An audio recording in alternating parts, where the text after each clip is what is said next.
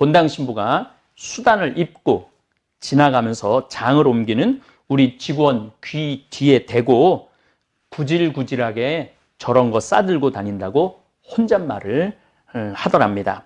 우리 직원이 그 말을 듣고 너무 자존심, 구질구질하게 저런 거 싸들고 다닌다고 너무 자존심이 상해서 저희는 그 성당에 도착하면은 먼저 본당 신부님한테 인사한다고 우리 장 종류를 전부 다 선물을 드려요. 수녀님, 수녀원에도 선물을 드리고 사무실 직원들한테도 선물을 드려요.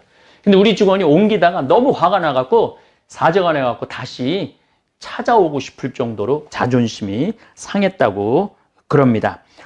이제 지금 기업의 0.3%가 우리나라 총이익의 50%를 갖고 있대요. 그러면 그 0.3% 되는 대기업가들이 다 가난한 사람을 위해서, 나라를 위해서 세금을 내놔야 돼요. 이 시대는 이제 로봇가 자리 다 뺏어가고 사이버 인간이 다 뺏어가고 우리는 어떻게 살아, 인간은? 그래서 이 정치가 중요한 거예요, 21세기는. 그래서 그런 사람들 다 뺏어서 직장 생활 못하는 사람들한테 기초생활급 줘야 돼. 또 직장 생활 안 하는 사람들은 사람이 일을 안 하면은요 행복하지 않은 거예요. 일을 안 하면. 여기 계신 분들 혹시 불면증 걸리신 분들 있죠? 제가 불면증 치료법 알려드릴게요. 어떻게 하면 잠을 잘 오느냐면 아침 6시에 일어나. 그래갖고 아침 기도해. 아침 기도, 부모를 위한 기도, 나라를 위한 기도, 자녀를 위한 기도 다 해. 그리고 정성스럽게 이불 개고 세수, 머리도 다 드라이기 쓰지 말고 수건으로 다 말려, 머리도. 그리고 밥 정성스럽고 해 먹고, 목욕탕도 가갖고 묵주기도 5단 있는 힘 땀 다 빼고, 그리고 발차기도 하고 목욕탕 안에서 제일 좋은 거라는 거예요. 그리고 산책하고 미사 참여하고 성서 쓰고 정성스럽게 행동을 하세요. 설거지도 정성스럽게 하고. 그러면은 저녁 8시만 되면 기절해서 자요.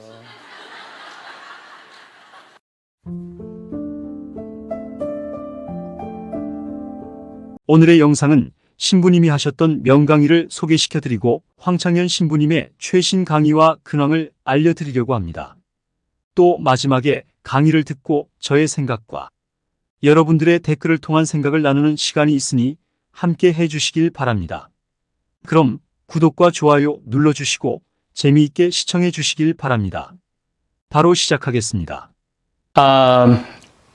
어제 제가 한 강의, 많은 분들이 조용히 죽인다. 중국 사람들은 바이러스에 걸리면은 조용히 죽인다라고 말을 했고, 일본 사람들은 조용히 죽길 바라는 거예요, 국민들이. 그리고 우리나라는 어떻게 해서든지 조용히 죽고 싶어도 찾아내갖고 병원에 입원시켜서 고쳐주는 정부라고 말씀을 드렸습니다.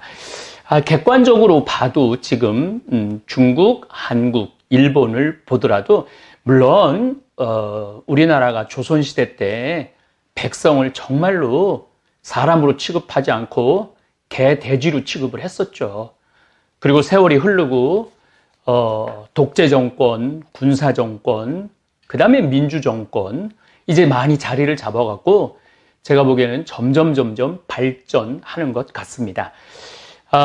지금 대개 이제 제국 시대에서 왕정 시대에서 제국 시대로 넘어가죠. 1800년도까지만 해도 왕정 시대가 많았죠.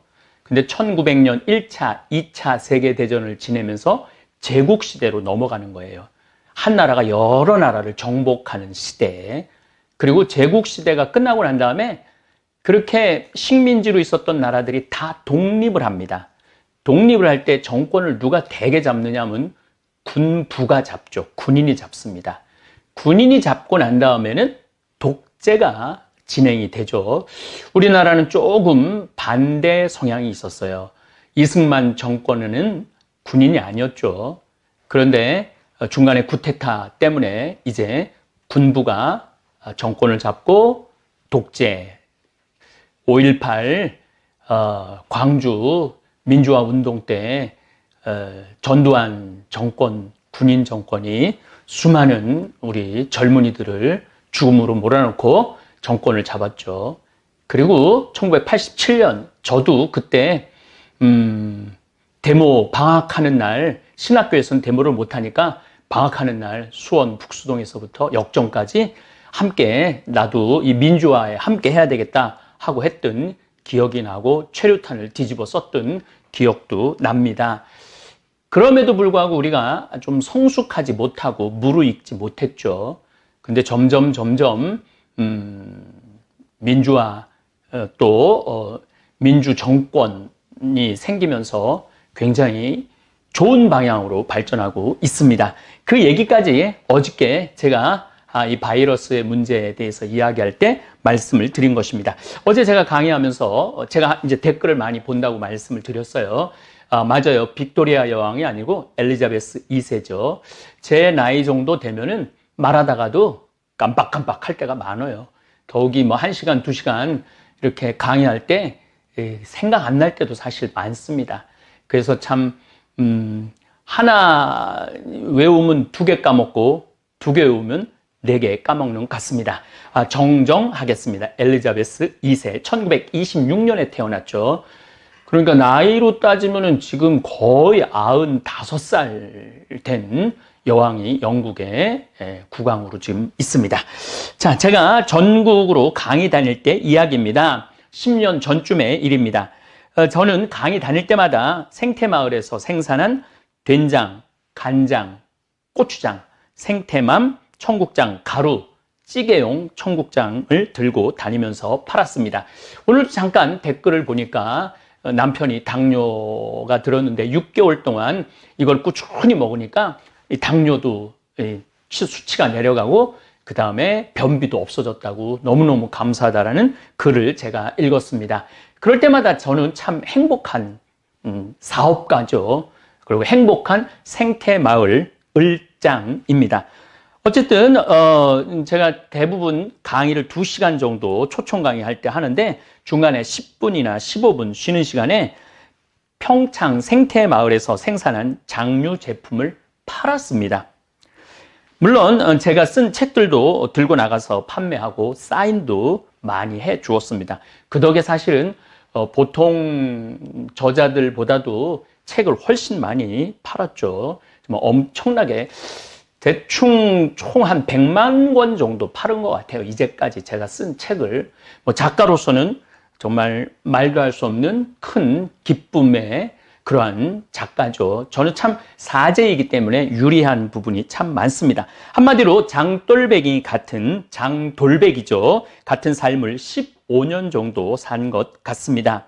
저는 이 장돌배기라고도 하죠. 단어를 참 좋아합니다. 장돌림. 장마당마다 이렇게 돌아가면서 물건을 파는 장돌배기, 5일 장마다 장을 돌면서 물건을 파는 사람입니다. 지금도 평창은 5일 10일장, 5일 10일장은 5일, 10일, 15일, 20일, 25일, 30일 이렇게 오늘 우리 평창 장 서는 날이에요. 오늘 좀 장 보러 나갔어야 되는데 읍내로 뭐 하루 종일 강의 준비한다고 뭐 책상에서 움직이질 못해갖고 다음 이제 5일을 더 기다려서 우리가 상추 모종도 좀 사야 되고 쑥간 모종도 좀 사야 되는데 어쨌든 대화, 저 위에는 대화는 4일 9일장입니다. 그러니까 4일, 9일, 14일, 19일, 24일, 29일 이렇게 장이 서죠. 봉평장은 2일, 7일장입니다. 2일, 7일, 10일, 17일, 20일, 27일 이렇게 장이 쓰죠.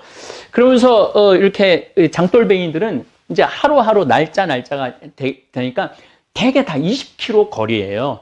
참 묘해요. 도시가 시골은 거리가 대개 20km입니다. 제천에서 주천 20km, 신림에서 주천 20km, 주천에서 우리 평창 20km, 평창에서 대화 20km, 대화에서 봉평 20km 이런 식으로 돼 있죠. 그래서 장돌뱅이들이 이렇게 하루 이제 물건 팔고 또 밤에 이렇게 이제 가면서 다음날 또 대화로 옮겨가고 봉평으로 옮겨가고 그러죠. 사실 예수님도 장돌백이셨습니다. 7일에 한 번씩 찾아오는 안식일에 회당을 들러서 하늘나라를 판매하신 분이에요. 제가 옛날에 내 사목 목표는 고객 만족도 아니고 고객 감동도 아니고 고객 기절이다.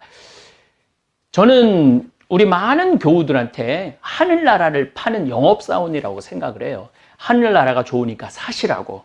그래갖고 그 하늘나라의 좋음을 내가 최대한 잘 홍보할 수 있는 그러한 능력을 갖추는 게 예수님 보시기에 좋은 사도라는 말씀을 참 예전에 많이 드렸습니다.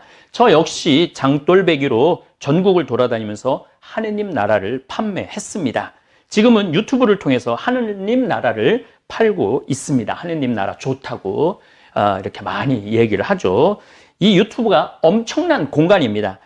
3월 16일 날 제가 귀국보고라는 제목으로 강의를 올렸는데 5일 만에 시청하신 분들이 16만 명입니다. 5일 만에 방탄소년단이 뉴저지 맷라이프 스타디움에서 8만 명을 상대로 공연을 했는데 제 강의는 이 2배의 시청자들이 시청을 한 것입니다. 그러니까 이렇게 제 이 거실에서 제 조그만 내 비밀의 공간, 내 정원에서 이렇게 찍지만은 이 시청하는 분들은 맨라이프 스타디움에서 그 어마어마한 사람들이 모여서 지금 각자 방에서 전 세계에서 시청을 하고 있는 것이죠. 그렇기 때문에 저는 이 유튜브 공간이 이제는 복음을 전할 수 있는 기가 막힌 소통의 공간이라는 생각을 해서 하루 종일 책상에 앉아서 자료 정리하고 또 묵상하고 어떻게 하면은 이 시대의 흐름을 또 하느님의 뜻을 전할까 참 많은 고민을 하고 공부를 합니다. 이제 시대는 바뀌어서 장돌배기로 이 장 저장을 떠돌아다니지 않아도 생각을 함께 공유할 수 있는 기가 막힌 시대가 왔죠. 스마트폰, 그 스마트폰이 연 또 다른 세상이기도 합니다. 이효석 선생님께서 쓰신 메밀꽃 필 무렵을 읽어보면 장돌배기의 삶을 참 잘 그려놓은 이야기입니다. 그런데 이 메밀꽃 필 무렵과 우리 평창 성필리포 생태마을의 관계는 특별합니다. 소설 속의 허생원은 평창장, 대화장, 봉평장, 이제 마지막으로 장평장으로 떠난다는 얘기가 나옵니다. 평창에서 만난 동이라는 젊은이는 제천에서 태어났다고 그러죠. 우연하게 평창장에서 만나 동행을 시작하게 됩니다. 그런데 이 동이는 제천에서 태어납니다. 다시 말해서 제천에서 평창까지 오는 데는 반드시 지금 성필리포 이 자리를 지나야 합니다. 무슨 얘기냐면은 제천에서 주천, 주천에서 판운으로 넘어와서 이제 강 따라 쭉 오는 거죠. 판운에서 이곳에 딱 도착을 하면은 여기에서는 길이 없어요. 이 나루터를 건너가야 돼요. 그래서 요 건너편에 비석이 있어요. 100년 전 나루터라고 써 있어요. 그래서 요 건너편에는 나루터입니다. 그리고 요 자리는 바로 요 자리예요. 요 자리는 뭐가 있었느냐면 주막이 있었어요. 주막이. 이건 제 생각에는 500년 전에도 요 자리가 주막이 있었고 100년 전에도 이 자리가 주막이 있었을 것입니다. 바로 이 자리에 제가 생태마을을 꾸미고 살고 있죠. 우리 이효석 선생님께서는 진부에서 태어났어요. 하진불이라는 곳에서 태어나셨고 또 진부리에 묻히시죠. 1973년 영동고속도로 공사 때 평창, 그때는 평창 분들이 봉평이나 진부에 계신 분들이 여기에 얘기를 했다고 그래요. 그 자손들이 우리 아버지 이제 영동고속도로 때문에 묘가 옮겨야 되니까 어떻게 여기서 할 수 없느냐고. 그때는 1973년도에는 문학가가 얼마나 위대한 사람인지 몰랐던 거예요. 그래갖고 봉평에다 모시지 못했죠. 파주 공원묘원으로 지금 가 계세요. 이효석 선생님 묘는 거기 있습니다. 참 기가 막히죠. 우리가 봉평 메밀꽃 축제를 9월 달에 보통 하는데 한 100만 명 정도 모인다고 그래요. 100만 명 정도. 무슨 경제적인 효과의 문제가 아니라 사람들은 이 문학에 대한 그리움이 있어요.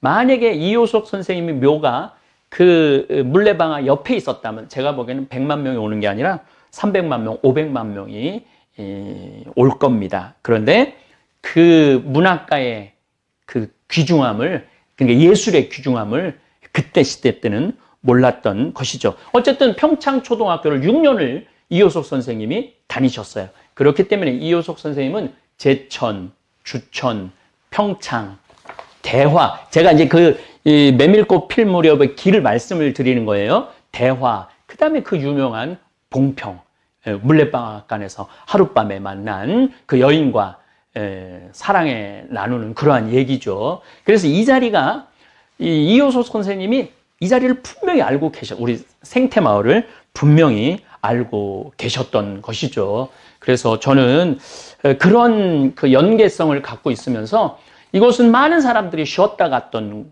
장소예요.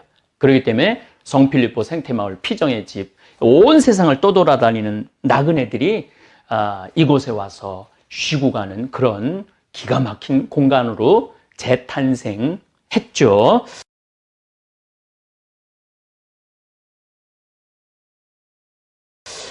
또 이 자리가 또 역사적으로 소설적으로 더 의미 있는 장소입니다. 왜냐하면 김병현, 김삿갓 시인 아들 김익균 선생님이 저 천동리에서 살았어요. 거기서 뭐를 했냐면 서당을 했어요. 서당, 훈장님을 하셨죠. 그런데 항상 여기 섭다리가 여기 있었는데 항상 건너와갖고 바로 이 자리에 주막이 있었기 때문에 이 자리에서 그렇게 술 마시기를 좋아했대요. 그래요. 아마 아버지의 영향을 참 많이 받은 것 같아요. 김익균 선생님은 태어나서 아버지를 딱 3번 만났다고 그래요. 딱 3번 만나고 마지막에 전주에서 만났을 때 제발 이제 집으로 가자고. 집이라고 그러는 건 바로 이 천동리예요. 천동리. 바로 우리 강 건너 천동리로 가자고 그러는데 아버지가 알았다고 그러고 나 좀 뒤 좀 보겠다고 그러고 갔는데 기다렸는데 안 나타나셔갖고 들어가 보니까 삿갓을 벗어놓고 떠난 거예요. 그게 마지막 만남이었어요. 그런데 이게 조금 이제 여러 가지 설이 좀 있는데 우리 평창 쪽에서는 김익균 선생님이 하루는 아버지 죽었다는 소식을 듣고 가갖고 이렇게 그 증언이 있어요. 여기는 지씨 동네예요.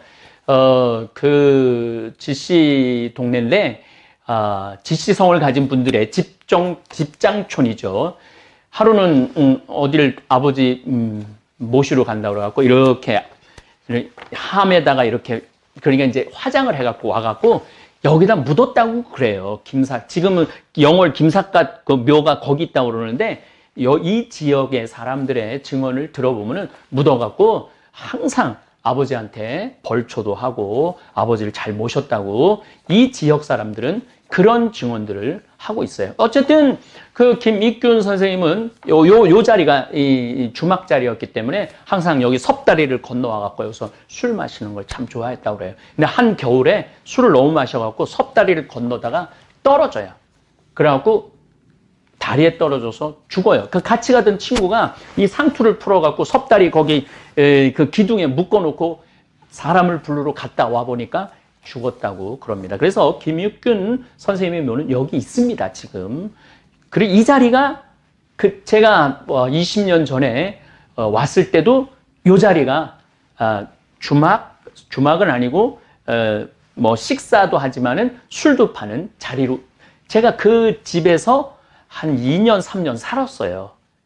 그리고 이제 이렇게 지은 거죠. 그래서 이 자리가 참 문학적으로 또 어떻게 보면은 우리나라의 그 멋있는 두 분 선생님의 추억이 깃들어 있는 장소이기도 합니다. 그래서 저는 우리 성필리포 생태마을 이 자체가 참 의미 있는 그리고 그래서 많은 에너지가 나오는 것 같아요. 많은 일을 할 수 있고, 정말 아프리카 잠비아의 1000만 평, 우리 김종용 신부님이 이제 아마 오늘, 내일, 케냐에서 만약에 못 들어가면은 케냐에 우리 선교 센터가 있기 때문에 거기 좀 머무르다가 아마 잠비아로 들어가서 계속 일을 할 거라고 생각합니다. 이제는 더 이상 외부 강의를 제가 다니지 않기 때문에 장돌뱅이 이 삶을 살았던 것이 아련한 추억으로 남아 있습니다. 장돌뱅이 삶을 살다 보니 별별 일을 다 겪었습니다. 한 번은 아주 잘 사는 본당에 강의 요청이 있어서 저는 어김없이 된장, 간장, 고추장, 생태맘, 청국장, 가루, 찌개용 청국장을 바리바리 싸들고 물론 강의도 갔지만은 우리가 생산하는 장류를 들고 갔습니다. 저는 강의하느라 성당으로 들어가고 우리 직원은 제 차 트렁크에서 물건을 내려 성당 입구에 판매대로 물건을 이렇게 옮기는데 본당 신부가 수단을 입고 지나가면서 장을 옮기는 우리 직원 귀 뒤에 대고 구질구질하게 저런 거 싸들고 다닌다고 혼잣말을 하더랍니다.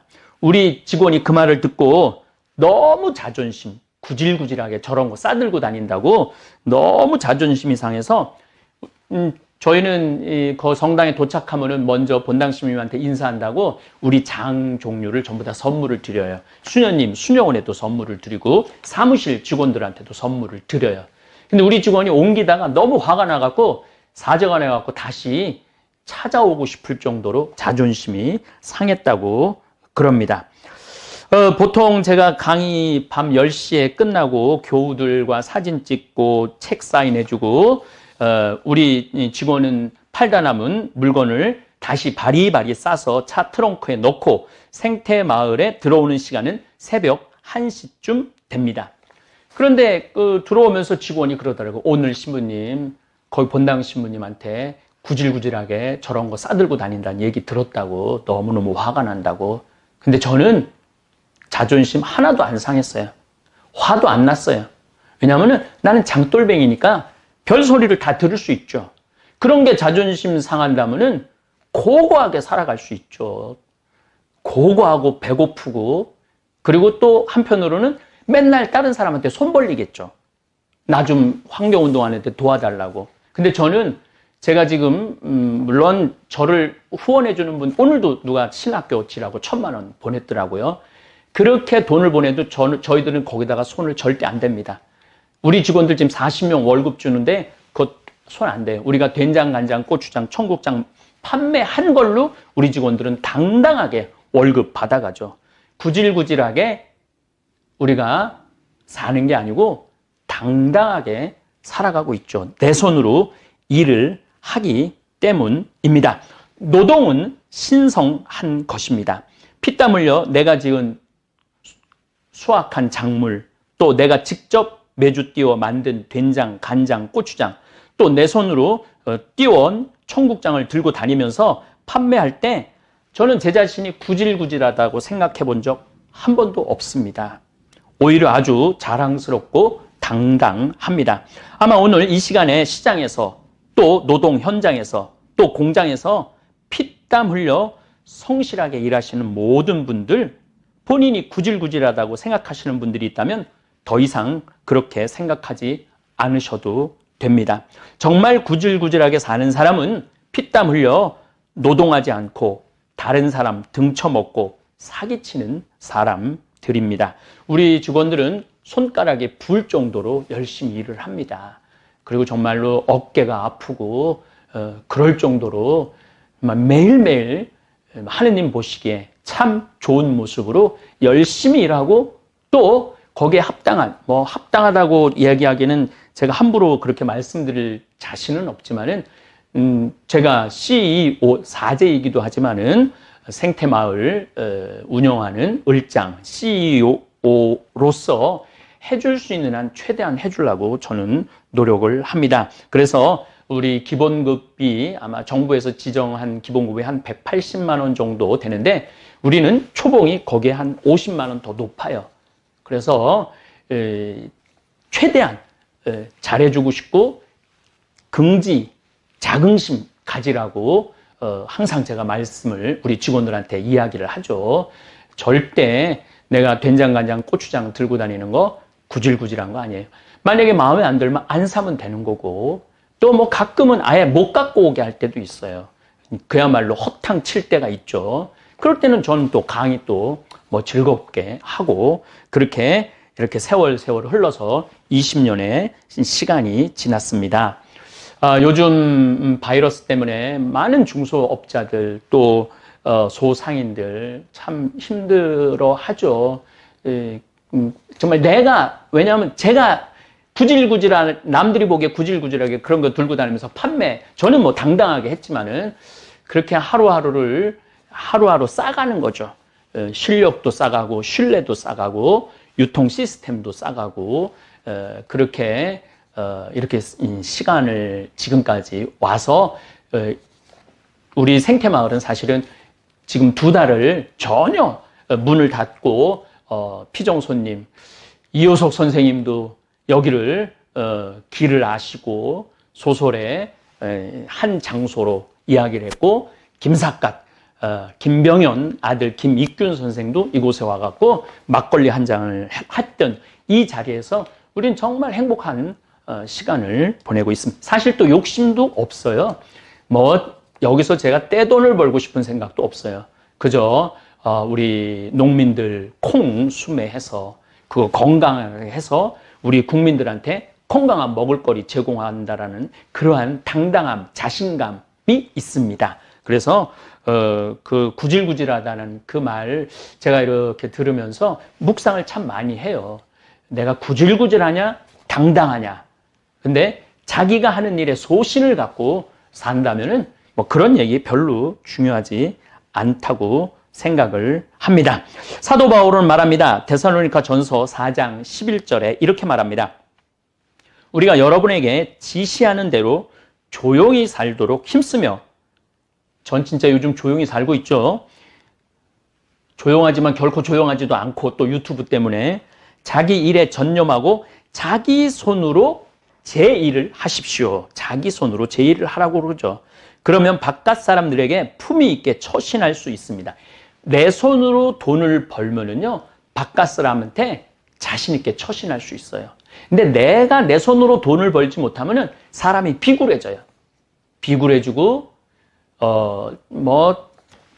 제가 여기서 수많은 사람들을 만나 보지만은, 정말 매일 자기 일에 성실한 사람들은 여기 와서 당당해요.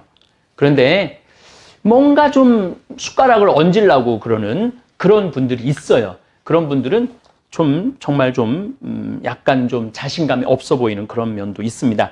근데 사도 바울은 이거 너무 정확하게 알고 있죠. 자기 손으로 제 일을 하십시오. 그러면 바깥 사람들에게 품위 있게 처신할 수 있고 아무에게도 신세를 지는 일이 없을 것입니다. 맞아요. 제가 2000년에 여기 들어왔는데 우리가 먹을 거리를 만들어 놓지 않았다면, 우리가 살 거리를 준비해 놓지 않았다면 지금 아마 굉장히 비굴한 상태로 있었을 거예요. 그런데 누가 뭐라 그래도 정말 무소의 뿔처럼 뚜벅뚜벅 이렇게 걸어왔기 때문에 지금도 참 이런 어려운 상황 속에서도 우리 모든 직원, 요즘 우리 직원들 신났어요. 왜 신났느냐면은 이 피정 식단은 늘 똑같죠. 그분들은 처음이지만 우리 직원들은 매일 그 피정 식단을 먹으니까 참 밥 먹는 게 참 힘들었는데, 요즘은 피정객이 안 오니까 아주 뭐 주방에서 온갖 오늘은 뭐 짜글이 백종원 씨가 한 짜글이를 저녁에 했는데 저도 올라가서 먹었는데 아주 맛있더라고요. 전 뭐 조금 맛을 봤는데 참 맛있더라고요. 우리 직원들이 아주 요즘 식사 시간이 기대가 된다고, 어떤 우리 직원은 그거 맨날 찍어서 자기 친구들한테 자랑한다고 그럽니다. 어쨌거나 하여튼 요즘 바이러스가 창궐하는 시대를 살면서 내 손으로 일해서 먹고 살 수 있음에 얼마나 감사한지 모릅니다. 이제 잠깐 제 손으로 일하는 장면을 여러분들 잠깐 감상해 보시기 바랍니다. 돌단풍입니다. 우리 생태마을에 이제 돌단풍이 나오기 시작하네요. 이제 봄이 드디어 시작을 했습니다. 우리 생태마을 정말 아름답습니다. 저희들이 이 생태마을을 꾸미는데 20년 딱 걸렸어요.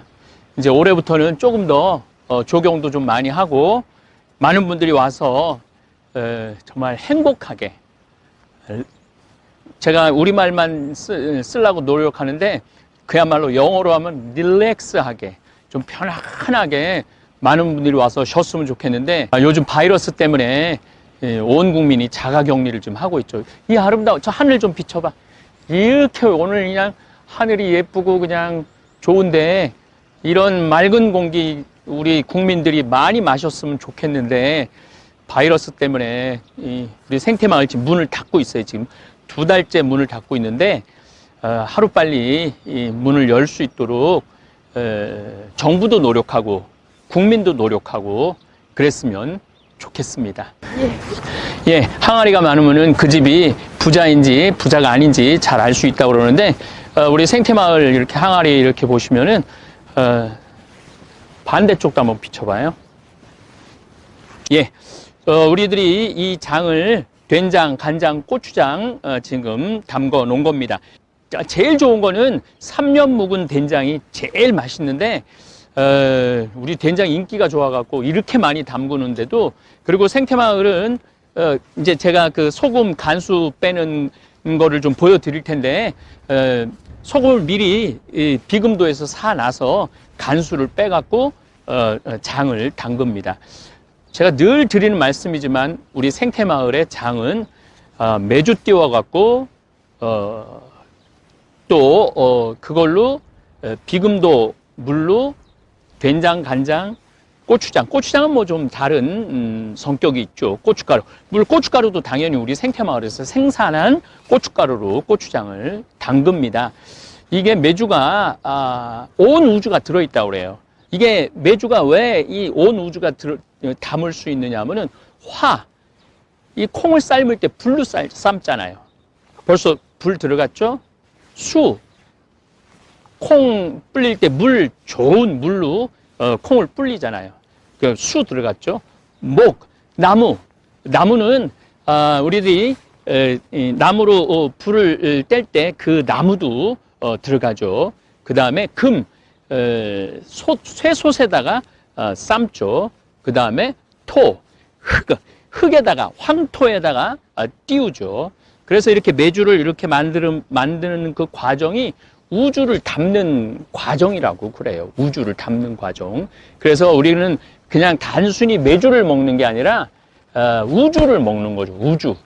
이게 참 제가 선생님한테 좀 더 자세히 해서 나중에 좀 자료를 여러분들한테 이렇게 띄울 건데, 이 콩이 천지인, 하늘과 땅과 사람이 다 들어있다고 그래요. 이 콩 안에. 그래서 그 콩 백태 안에 보면은 그 천지인의 모습이 다 들어있다고 그래요. 그래서 우리가 이 된장은 제가 보기에는 우리 대한민국, 한민족의 지혜가 들어있는 음식이 된장인 것 같아요. 생태마을 된장은 그래서 짭니다. 왜 짜냐 하면은 다른 방부제를 넣을 수 없기 때문에 방부의 역할은 소금으로밖에 못해요. 저는 너희는 세상의 빛과 소금이다라는 말씀을 예수님이 2000년 전에 하셨죠. 소금. 2000년 전에 예수님께서 소금이 얼마나 중요한지 아셨던 거예요. 그래서 너희는 세상의 빛과 소금이다. 소금은 그래서 우리 인간 그 삶 안에 빠질 수가 없는 거예요. 그러니까 오죽하면 금이라고 그러겠어요. 황금, 소금. 그리고 더 중요한 건 제가 말하죠. 금 중에 진짜 중요한 금은 지금이에요. 지금 행복하지 않으면은 내일도 행복할 수 없어요. 지금 우리가 지금 바이러스 때문에 고통을 겪고 있는데, 이런 일이 벌어질지 2020년 경자년 시작하면서 어떻게 알았어요? 아무도 몰랐죠. 이런 일이 벌어질지. 희망찬 2020년 그러고 시작했는데, 이 전 세계가 지금 완전히 그냥 올 수도 된 거 아니에요. 전 세계가. 그리고 서로 담을 쌓고 벽을 치고 스스로의 감옥에 갇혀서 살잖아요. 그래서 내일 일은 모르는 것 같아요. 내일 일은. 그래서 제가 가끔 내일 일은 난 몰라요. 그 노래를 가끔 부르는 이유 중에 하나가 내일 일은 몰라요. 그래서 지금, 그리고 지금 소금. 이 소금이 굉장히 중요한 역할을 합니다. 이제 오늘 3월 20일인데 아주 뭐 봄볕이, 어제는 막 태풍 같은 바람이 불더니 지금 봄볕이 들어서 우리 생태마을에 지금부터 이제 장 익는 냄새가 나기 시작해요. 그럼 참 구수해요. 장 익는 냄새가 너무너무 좋은 것 같아요. 제가 간장차 얘기도 하죠. 뭐 제가 보기에는 지금 뭐 바이러스 때문에 많은 사람들이 힘들어하는데 면역력 키우는 게 참 중요한 것 같아요. 면역력. 물론 뭐 면역력 키운다고 다 바이러스에 안 걸리는 건 아니지만은 어느 정도 우리가 면역력을 가지려면은 이 장류를 먹어야 돼요. 우리 된장은 재래식이라고 지금 계속 말씀드리죠. 그렇기 때문에 짜요. 짜기 때문에 도시에서 그 누런 된장, 그런 된장하고 맛은 달라요. 조금만 넣어서 그냥 끓이시면은 된장국이든 된장찌개든, 된장찌개도 조금만 넣어서 끓이시면 돼. 많이 필요 없어요. 워낙 이 안에 좋은 균들이 아주 집합되어 있기 때문에. 저희들이 지금 여러분들한테 된장을 한번 보여드리도록 하겠습니다. 한번 팀장님 한번 열어보세요. 네, 이렇게 우리들이 지금 항아리에다가 이렇게 보자기를 이렇게 했는데, 옛날에는 광목을 썼는데 광목을 써다 보니까 자꾸 곰팡이가 생겨요. 그래서 우리 직원들이 항아리를 이렇게 할 때 정말 나도 처음 봤네. 이렇게 예쁘게 그냥 이렇게 하는 줄. 정말 정성스럽고 정말 정성스럽고 예쁘게. 이걸 뭐라 그러지? 이런 거를 보자기라고 그러나? 보자기. 보자기. 이 보자기로 이렇게 예쁘게 매듭을 쳐서 벌레도 안 들어가게 하고 먼지도 안 들어가게 하고 정말 먼지가 이렇게 위에 이렇게 있네. 못 들어가게. 이제 보통 우리가 한참 이거 익을 때 이게 뚜껑을 열어두잖아요. 네. 예, 한참 익을 때는 뚜껑을 열어둬서 이 태양빛, 공기 이런 모든 것이 숙성이, 아까 제가 말씀을 드렸죠. 화, 수, 목, 금, 토가 다 들어있다고. 자, 장을 드디어 한번 개봉을 해 보겠습니다.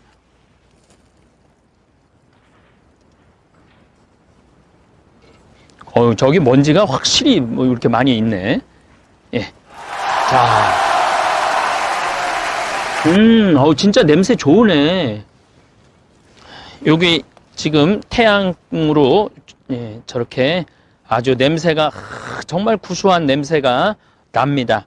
요거를 우리가 저기 택배로 보낼 때 요건 싹 걷는 거죠? 네.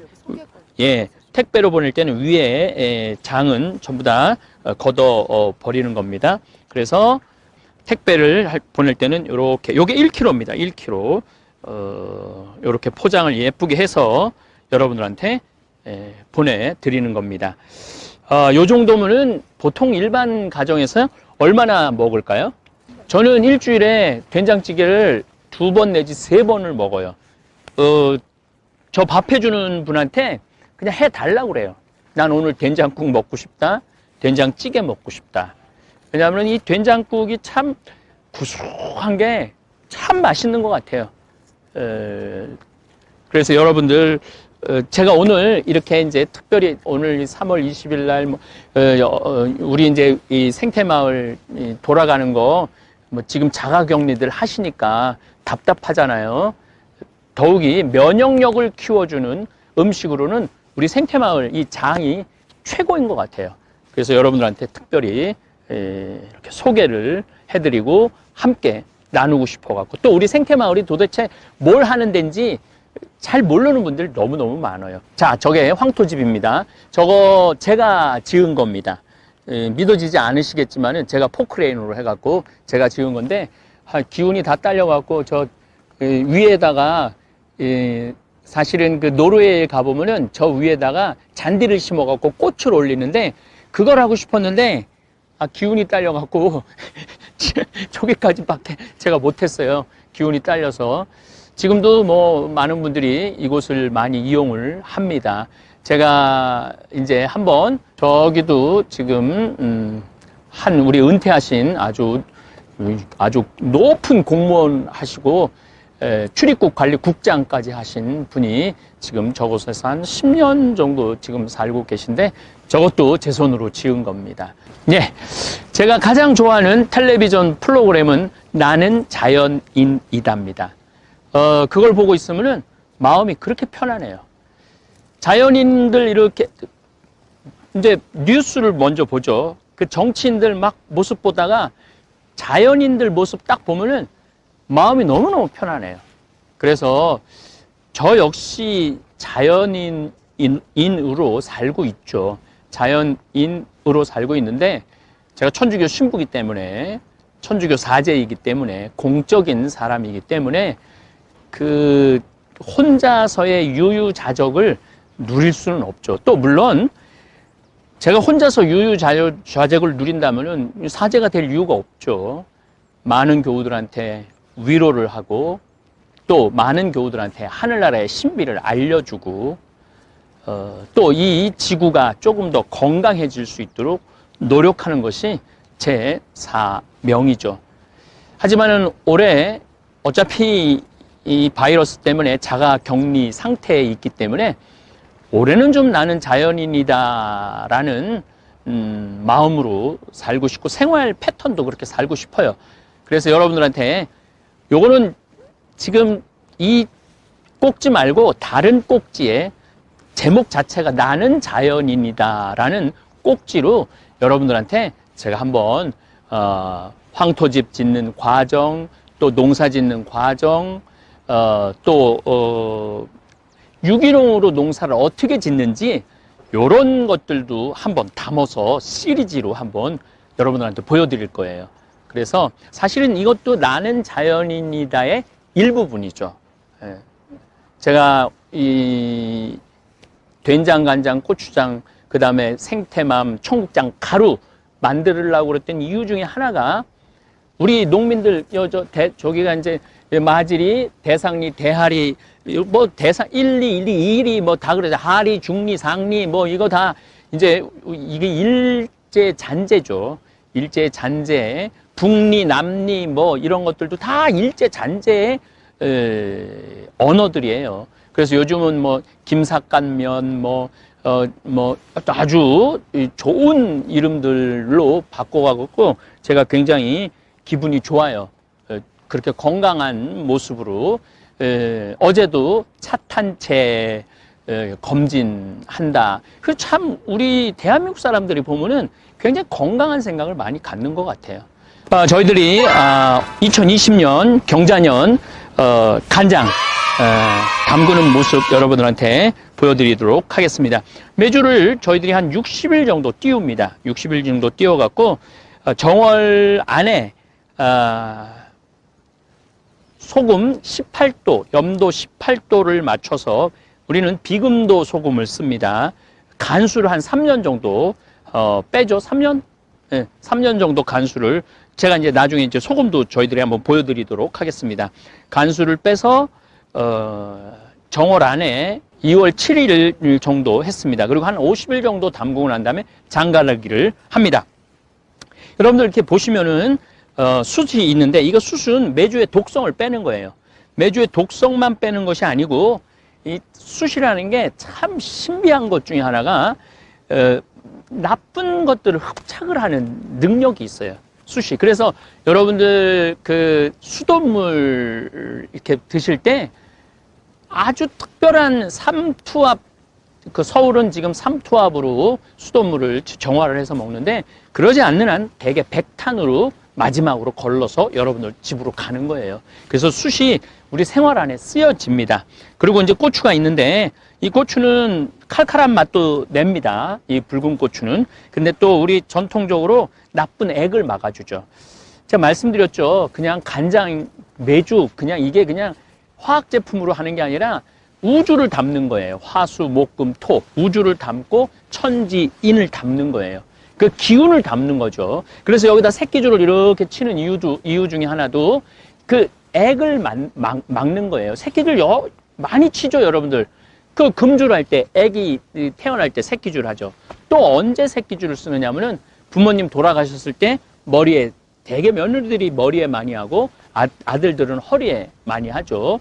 뭐 머리에도 하고 허리에도 해요. 물론 죄인이라는 의미도 있지만 시신 앞에 있으면서 그 액을 쫓아내기 위해서 쓰는 거죠. 그래서 이렇게 단순히 과학적으로만 할 수 있는 게 아니에요. 장이라는 것 자체가. 그 다음에 대추는 자손도 좀 많게 하고, 당연하죠. 건강한 간장으로 음식을 해 먹으면은 자손이 많이 생기죠. 요즘 불임이 자꾸 생기는 이유 중에 하나도 된장, 간장, 고추장을 안 먹고 인스턴트 음식만 먹기 때문에 젊은 여자 아이들이 자궁에 문제가 생기는 거예요. 그래서 예전에 뭐 제가 한참 말씀드렸지만은 자궁에 임신을 할 수 있는 지수가 있어요. 근데 많은 경우 여자아이들은 임신할 수 있는 지수가 다 안 되는 경우가 많아요. 그래서 요즘 그렇게 결혼을 해도 애가 없는 이유 중에 하나가 이 장을 안 먹어서 그래요. 된장, 간장, 고추장으로 만든 뭐 된장찌개라든지 된장국이라든지 뭐 이런 것들. 그래서 제가 이런 생태마을을 운영하면서 이런 것에 대해서 사실 굉장히 확신이 있어요. 확신이. 우리 내가 한번 정말 잘 사는 본당에 강문 때 계속 오늘 말씀드리지만 구질구질하다고 그렇게 표현했는데 이게 어떻게 구질구질해요? 이게 온 우주의 신비를 담은 거고 우리 이 국민의 건강을 또 우리 유튜브 구독자들 우리 되살림 회원들 건강을 책임지는 건데 그래서 저는 뚜벅뚜벅 이제까지 걸어왔어요. 20년 동안 뚜벅뚜벅 걸어왔고 또 앞으로도 뚜벅뚜벅 걸어갈 거고 누가 뭐라 그래도 저는 제가 하는 일에 확신이 있고 자부심이 있어요. 제가 하는 일에. 그리고 이런 기가 막힌 여러분들 원래 장은 이게 굉장히 신성한 거기 때문에 막 아무데나 이렇게 펼쳐져서는 안 돼요. 그래서 우리가 돌담으로 전부 다 쌓고 기와로 전부 다 둘러놓은 거예요. 기와로 둘러놓고 그 안에 장을 보관을 하는 거죠. 그래서 가장 결례가 뭐냐면은 남의 집 장독 열어보는 거. 그게 가장 큰 결례예요. 더욱이 남의 집 장독 열어보는 것도 결례지만 손가락으로 찍어 먹는 거.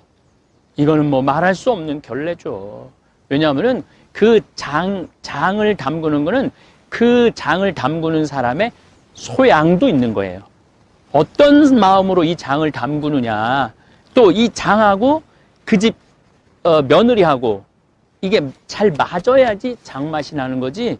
이 맞지 않으면 또 장맛이 확 안 나는 경우도 참 많습니다. 한번 나는 이 장을 너무너무 좋아하는 사람이니까 한번 지금 이제 장가를 내면은 이제 보름 후에 이제 할 건데 제가 미리 조금 맛을 보도록 하겠습니다.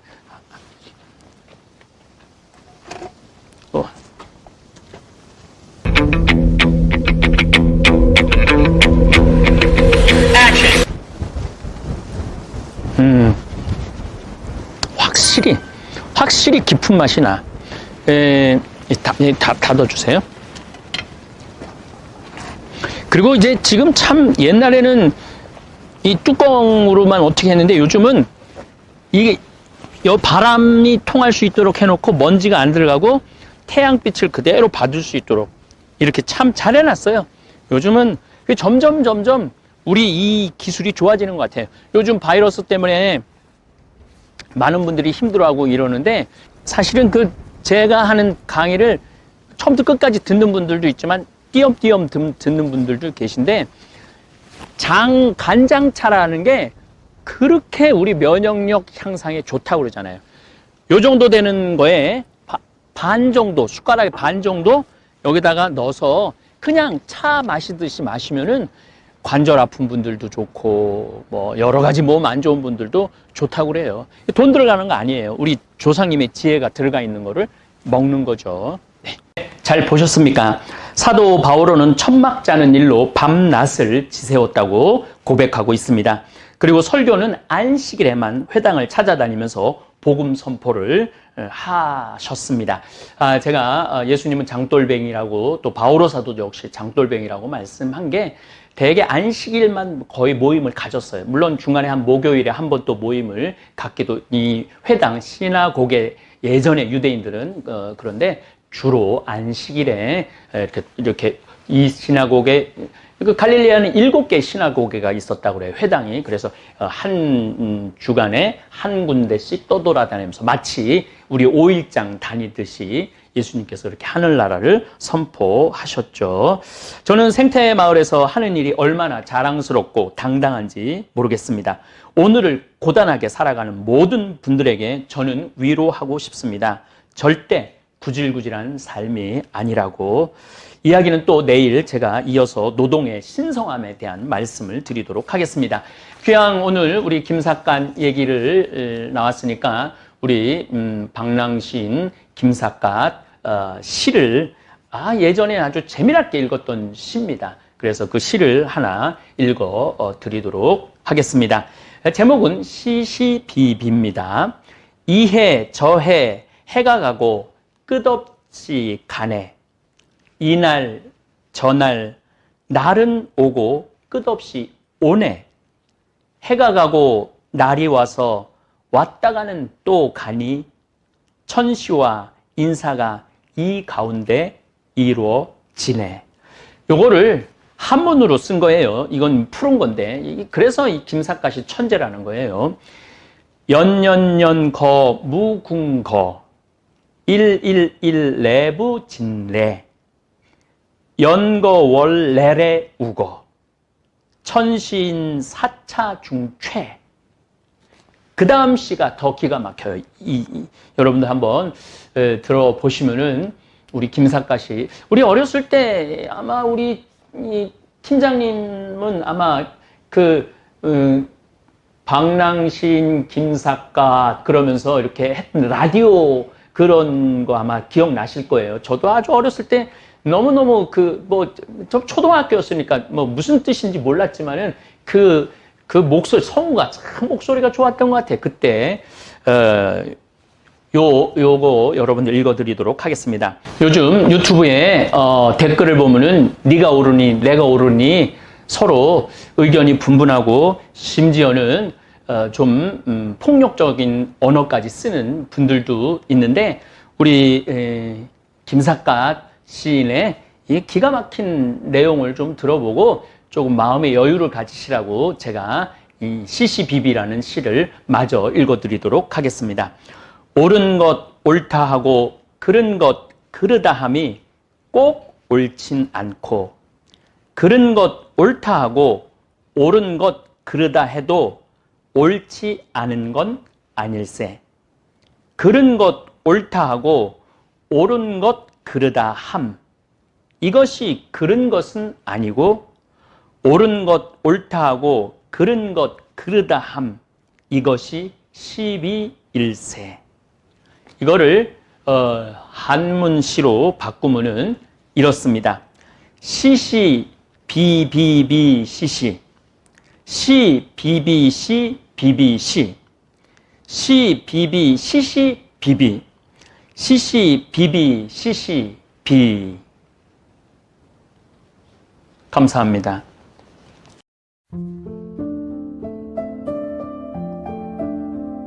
교수님, 네, 제가 지금 변화의 도전이라는 주제로 강의를 하고 있습니다.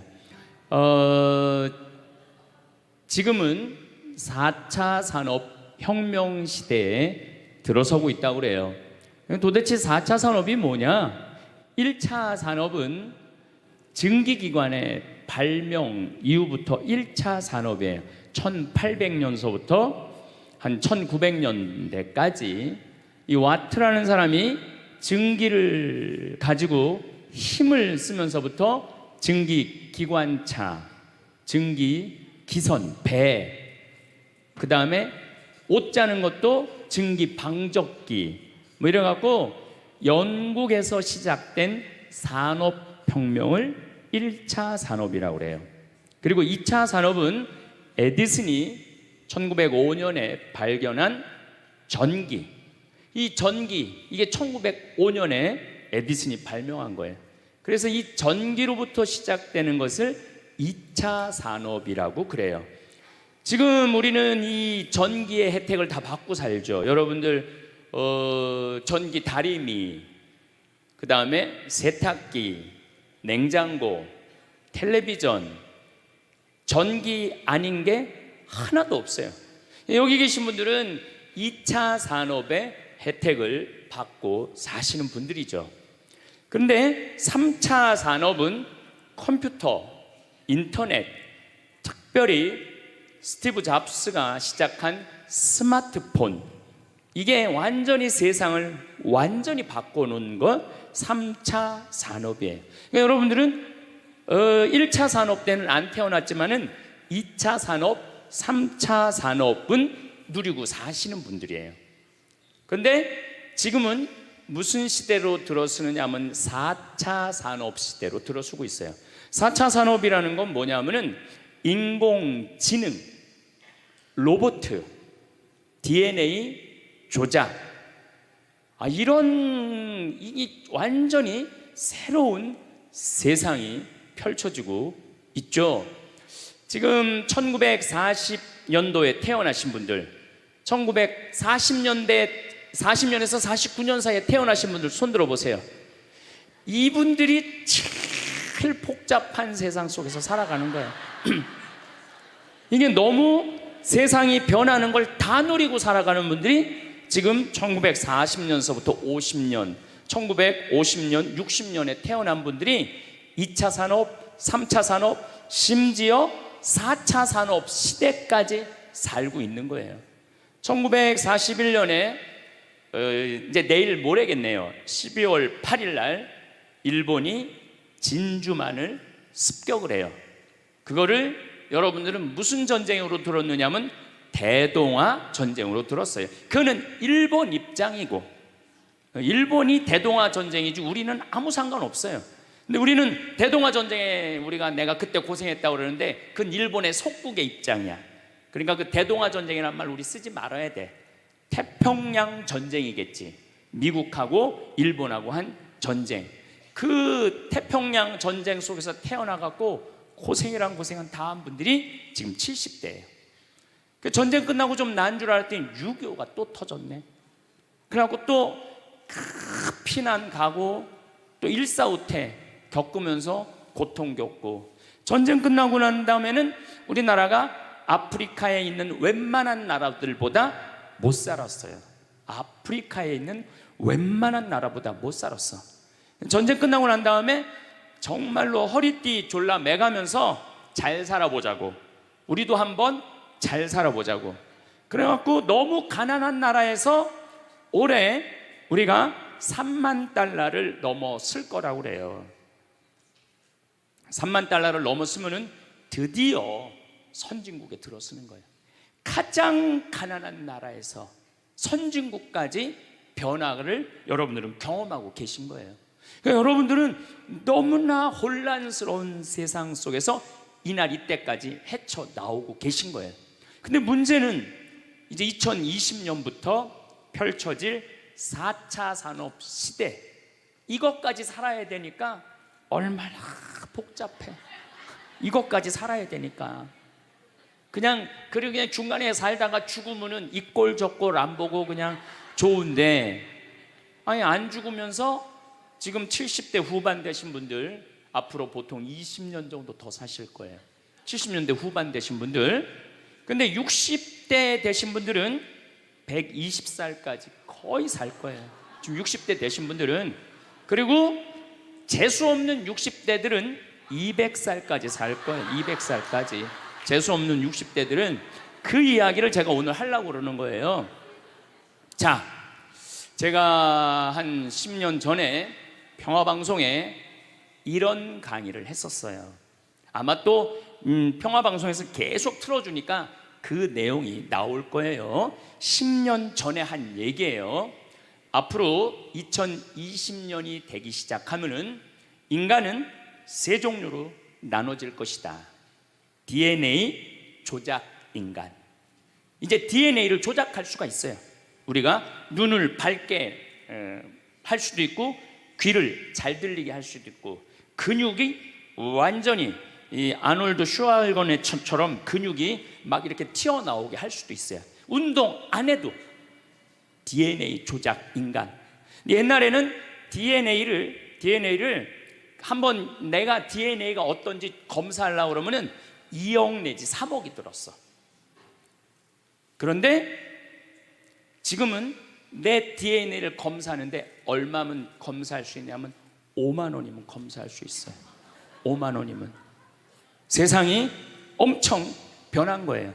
그래서 이제는 지금 태어나는 아이들은 이제 아파서 병원 가는 일은 거의 없을 거예요. 미리 병원에서 전화를 해요. 너 요때쯤 심장마비가 올 DNA가 있다. 와서 고쳐라. 그럼 DNA 조작만 하면 심장마비가 넘어가는 거예요. 그러니까 안젤리나 졸리라는 미국의 영화 배우가 있어요. 2010년에 유방을 잘랐어요. 왜냐하면 DNA 검사를 해보니까 언니도 그렇고 엄마도 그렇고 유방암이 있는 거야. 본인도 유방암에 걸릴 확률이 있는 거야. 그래서 유방을 자른 거예요. 그러니까 미리 병을 예방을 하는 시대가 오는 거예요. 그게 DNA 조작 인간이에요. 근데 우리 교회는 그런 걸 절대 허락하지 않죠. 절대 허락하지 않는데 절대 현대인들은 할 거라는 거예요. 그 다음에 두 번째 인간은 어떤 인간이냐면 사이버 인간, 기계 인간이에요. 인공지능 로봇 인간. 그래갖고 이 인공지능 로봇 인간이 나오면은 안 그래도 1940년서부터 지금까지 복잡 다단한 세상을 살아왔는데 이제 로봇하고 같이 살게 되는 세상이 이제 곧 이제 되는 거죠. 그리고 이제 세 번째 인간은 오리지널 인간. 여러분들, 저나 여러분들. 근데 누가 제일 떨어지느냐? 오리지널 인간이 제일 떨어질 거예요. 그래서 앞으로는 이제 어떤 세상이 제일 걱정되는 게 뭐냐면은 로봇가 공장에서 일하는 거예요. 로봇가 공장에서 일을 하게 되면은 많은 노동자들은 일자리를 잃어버려요. 현재 몇 명 정도 일자리를 잃어버릴 걸로 예상을 하느냐면 8억 명 정도가 일자리를 잃어버린대. 8억 명. 그러니까 노동자의 4명 중에 1명은 일자리를 잃어버리는 거. 이거 보통 심각한 문제가 아니에요. 그래서 이제 웬만한 사람들은 공장에서 일할 수가 없어. 누가 다 일을 해? 로봇가 다 하니까. 그리고 요즘 그 조그만 회사 사장들 말을 들어보면은 요즘 뭐 노동자들 옛날에는 죽으라고 일했는데 아침에 잠깐 나가서 커피 마신다고 와서 커피 한 잔 마시고 또 잠깐 나가서 좀 일하는 척하고 들어와서 밥 먹는다고 그러고 또 조금 나가서 뭐 그러니까 돈 주고 일을 시킬 수가 없다는 거예요. 그러니까 만약에 로봇가 일을 하면은 사람을 시키겠느냐? 로봇을 시키겠느냐? 당연히 로봇을 시키는 거죠. 그러니까 점점 사람이 일자리를 빼앗길 것이라는 거예요. 로봇을 쓰는 사장들은 돈을 어마어마하게 벌고 그런 자본이라든지 그런 능력이 없는 사람들은 무지무지하게 가난하게 사는 거예요. 이제 앞으로 여러분들이 5년 후, 10년 후에 볼 세상이 그렇다는 거예요. 그래서 요즘 세계적으로는 어떤 정치적인 시도를 하느냐면은 그럼 일자리 없는 사람들은 먹고 살아야 될 거 아니야. 사람인데. 그래서 로봇한테 세금을 매기는 거예요. 그래갖고 로봇가 만약에 일을 하면은 저 로봇한테 100만 원 세금을 매기는 거야. 그 로봇한테. 그래갖고 그 100만 원을 누구한테 줘? 일 못하는 사람한테 주는 거예요. 그게 기초생활 수급이라는 거예요. 기초생활 수급. 그러니까 기초생활 수급을 이제는 뭐 10만 명, 100만 명이 받는 게 아니라 8억 명, 10억 명이 받는 세상. 그러니까 이제 앞으로 미래에 펼쳐질 세상은 지금 생각하는 거라고 너무 다른 세상이 되는 거예요. 두 번째는 어떤 세상이 오느냐면 로봇하고 공존하는 세상. 벌써 초등학교는 선생님이 공부를 가르치지 않고 로봇가 학생들한테 공부를 가르치는 학교가 나왔어요. 로봇가 애들한테 수학을 가르치고 영어를 가르치는 거예요. 발음도 훨씬 좋고. 그리고 이 로봇의 장점은 뭐냐면은 차별하지 않아. 로봇은 얘가 뭐 부잣집 아들이든지 얘가 공부를 못하든지 잘하든지 차별하지 않는 거예요. 그리고 웬만한 선생님보다 훨씬 잘 가르친다는 거예요. 그러니까 이제는 로봇가 교사가 되는 그런 시대가 온 거예요. 또 이제는 앞으로는 무슨 세상이 될 거냐면 어린아이들 돌보는 부모가 누가 돌보느냐면 로봇가 돌보는 거예요. 나 동화책 읽어줘. 그럼 엄마는 나 바빠 짜증나 아이 너 잠이나 자 이런데 부모 로봇은 나 동화책 읽어주면 아주 부드러운 소리로 짜증 한 번 안 부리고, 그러니까 애가 엄마를 좋아하는 것보다는 누구를 더 좋아해? 로봇 부모를 더 좋아하는 거야. 나 엄마 필요 없다고. 이거 정말 우스갯소리가 아니라요 진짜 벌어질 일이에요. 또 이제 로봇은 아내가 중풍이 걸렸어. 그래서 움직이질 못해. 그럼 누가 병간호를 운동을 도와주느냐 하면 로봇가 도와줘요. 근데 이 로봇은 완전히 제가 지난번 강의 때도 얘기했지만은 이제 섹스 로봇가 나온다고 그랬죠. 록시라고 5가지를 고를 수 있다고 그래요. 피부색, 키, 성격 이런 걸 고를 수가 있대. 그러니까 까칠한 여자, 부드러운 여자. 뭐 내가 까칠한 여자 좋아하면 성격 까칠한 로봇을 고르면 되는 거야. 근데 문제는 아내가 아파. 남편은 나가서 돈 벌어야 돼. 그래서 로봇을 하나 도우미 로봇을 했어. 근데 이 로봇은 아내를 너무 따뜻하게 해주는 거야. 그러니까 아내는 자꾸 남편한테 실망하는 거야. 자기 힘들다고 들어가서 자고. 근데 로봇은 나 좀 주물러 달라 그러면 언제든지 와서 주물러 주잖아요. 그러니까 남편한테 당신 나 필요 없다고, 나 이혼하고 싶다고. 그러니까 로봇하고 사람하고 혼동하는 세상이 오는 거예요. 로봇하고 사람하고. 그리고 더욱 2040년이 되면은 이 로봇가 감정까지 느껴. 사랑까지 할 수 있다는 거예요. 사랑까지. 아내 역할을 다 할 수 있는 세상이 온다는 거예요. 저 신부님 너무 앞서 나가는 거 아니야. 앞서 나가는 거 아니에요. 지금 미래 과학자들은 다 그런 세상이 온다고. 근데 이게 먼 미래가 아니라 바로 코앞에 와 있다는 거예요. 바로 코앞에 와 있다는 거예요. 3D 프린터기로 콩팥 만들 수 있어요. 간 만들 수 있어요. 요즘 시도하는 건 심장까지 만들어 갖고 이제 앞으로는 이제 여러분들이 이제 한 90살쯤 되면은 85살쯤 돼도 그럴지 몰라. 생일날 아버지 이번 생일에 아버지 간 좀 갈아드릴게요. 그래갖고 간 갈아주고, 내년에는 심장 갈아드릴게요. 심장 갈아주고. 그런 세상이 올 가능성이 굉장히 많아요. 그럴 세상이. 참 이게 오래 사는 게 2045년까지만 살면은 안 죽는다는 거예요. 2045년. 그러니까 내가 80살까지만 나도 살면 어떻게든지 버티면은 안 죽을 수 있다는 거. 80살까지만. 앞으로 펼쳐질 세상에 가장 걱정스러운 게 뭐냐면은 수명 연장이에요. 수명 연장. 여기 계신 분들 중에 아까도 말씀드렸지만은 100살, 120살, 정말로 재수 없으면은 200살까지 살 수 있는 분들이 많습니다. 실질적으로 많아요. 근데 여러분들 오래 사는 거 좋을까요? 내가 많은 분들이 오래 살기를 원해요. 안 죽는 걸 원해요. 근데 내가 만약에 앞으로 뭐 길게 안 보고 딱 120살까지 산다고 보면 내가 앞으로 67년 정도 더 살면은 120살 되거든요. 67년. 근데 내가 앞으로 67년 동안 사는 동안 불면증이 있어. 매일 밤마다 잠이 안 와. 67년 동안. 그 여러분들 좋을 것 같아요? 내가 정말로 마음 안에 미움이 너무너무 꽉 차 있어. 67년 동안 계속 미움 속에서 살아. 분노가 꽉 있어. 67년 동안 분노 속에서 항상 좌절감을 맛보고 있어. 우울하고 있어. 내가 우울해. 또 좋으래. 어떨 땐 좋을 땐 너무 좋고 싫을 땐 너무 싫고, 그렇게 막 up and down 그러면서 앞으로 50년 60년 사는 거 좋아요? 그렇게 성숙함이 없이 살 거면 그냥 지금 죽는 게 나아. 지금 죽는 게 나아요.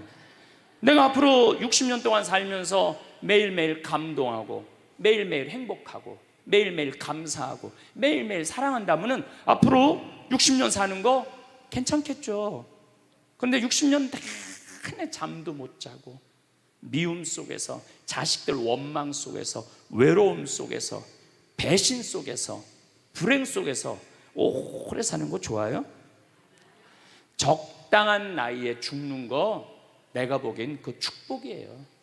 그래서 여러분들은 이제 나는 이 복잡한 세상 속에서 사는 것도 중요하지만 어떻게 죽을 거냐, 이 시나리오를 잘 준비해야 돼요. 난 어떻게 죽을 거냐. 나는 생일날 애가 심장 갈아준다면 나 그거 필요 없다. 내 생일 선물로 그 심장 필요 없다. 그냥 나는 하느님이 주신 생명, 그 수명 그대로 살다가 그냥 행복하게 떠날 거다. 그런 마음이 중요해요. 근데 우리가 성숙하지 못하면은 그냥 무조건 안 죽으려고만 용을 쓰는 거예요. 또 하늘나라에 대한 희망이 없는 사람들이 안 죽으려고 그러는 거예요. 아니 지금 있는 것보다 하늘나라 올라가면 훨씬 행복하면은 안 죽을 이유가 뭐 있어? 죽으면 되지. 그냥 사는 날까지 즐겁게 살다가 죽는 날 즐겁게 죽으면 되는 거예요. 이 훈련이 꼭 필요해요. 여러분들 이게 뭐 요즘 알고리즘 그러는데 그건 다 제쳐두고 내가 인생의 설계가 필요해. 나는 몇 살까지 살다가 더 이상 치료받지 않고 암이 걸리면은 안 갈고, 그냥 안 갈고, 간 안 갈고, 신장 안 갈고, 췌장 안 갈고 그냥 하느님 품으로 간다는 생각이 아주 중요하다는 거예요. 제가 보기에는 한 87세까지 살다가 죽는 게 제일 좋은 것 같아. 87세. 아주 딱 좋은 나이가 87세예요. 죽기 딱 좋은 나이가 87세 같아. 그거 넘었으면은 정말 안 보이고 안 들리고 불편해요. 그래서 87세까지 건강하게 살다가 행복하게 떠나는 그런 마음가짐이 제 생각에 참 중요한 것 같아요. 사실 지난 2017년 4월 10일 날 우리 아버지께서 세상을 떠나셨어요. 올해 떠나신 거죠. 올해 떠나셨는데 우리 아버지는 평생 쌍시옷 소리를 한 번도 하신 적이 없어요. 예, 아버지 입에서 욕을 들어봤던 적이 없어요. 쌍시옷 소리를 한 번도 들어본 적이 없어요. 자식들, 내 자식을 키울 때 매질 한 번 하시지 않으셨어요. 그리고 우리 아버지는 참 남 욕을 하신 적이 없어요. 보통 뭐 누구 욕도 하고 정치인 욕도 하고 뭐 세상도 욕하는데 한 번도 욕하신 적이 없어요. 그리고 지금 요즘 아버지 생각을 이렇게 보면은 아버지한테 제일 놀라운 거는 우리 아버지가 그냥 옛날에 연초 제조창이라고 담배 회사 그냥 기능 공무원이셨어요. 그러니까 뭐 여유 있게 돈을 쓰실 기회가 없으셨죠. 근데 어렸을 때도 돈이 없어서 불편하다, 돈이 있었으면 좋겠다 그런 말씀 하신 적이 없어요. 그냥 월급 봉투 딱 어머니한테 던지면은 뭐 집이 어떻게 됐든 아무 상관하지 않으시고 당신 산에 다니시고 정말로 신선같이 사셨어요. 근데 아버님이 올 초에 2달 고생하시고 돌아가셨어요. 40년 동안 병원 한번 안 가시다가 2달 전에 쓰러지셔서 병원에 모셨죠. 병원에 모셨는데 내가 우리 형제들한테 그랬어요. 우리 아버지 평생 자식만을 위해서 살았다. 가족만을 위해서 살았다. 오로지 정말로 사랑하는 가족을 위해서 투신하신 분이다. 우리 아버지 간병인한테 맡기지 말자. 우리가 사형제니까 우리가 모시자. 그래서 누나가 제일 위니까 누나가 이틀, 큰형 이틀, 둘째 형 이틀.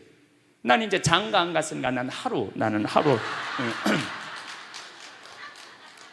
그래서 우리 뭐 형제들은 전부 다 결혼하고 손자들이 전부 다 아들, 딸 이러니까 아이들이 다 돌아가면서 아버지 병간호를 했어요. 그야말로 자식들 품에서 돌아가셨죠. 자식들 품에서 돌아가셨어요. 근데 아버님이 이렇게 4월 10일 날 성월요일 날 쓰러지셨는데 의사들이 심폐소생술 하겠느냐고 그랬을 때 우린 싫다고 그랬어요. 왜? 마지막으로 돌아가시는 아버지 갈비뼈를 다 부러뜨려. 그 정도 쓰러졌으면은 87세에 그 정도 병이시면은 이제 돌아가실 때예요. 근데 많은 경우 돌아가실 때 심폐소생술 하게 돼 있어요. 근데 우리는 원하지 않았어요. 네 자식 다.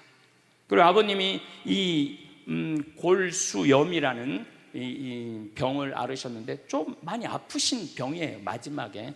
그래서 내가 아버지 원도 한도 없이 마약 놔드렸어요. 모르핀. 왜 죽기 전에 아프면서 죽어야 돼? 마약. 그래서 조금만 아픈 기미만 보이면은 간호사한테 가갖고 마약 놔달라고, 모르핀 놔달라고. 여러분들, 죽기 전에 하느님이 인간한테 준 최고의 선물이 뭔지 아세요? 마약이에요. 마약. 그래서 호스피스 병동에서 아플 때 진통제 놔드리는 거, 마지막 효도는 마약 많이 놔드리는 거예요.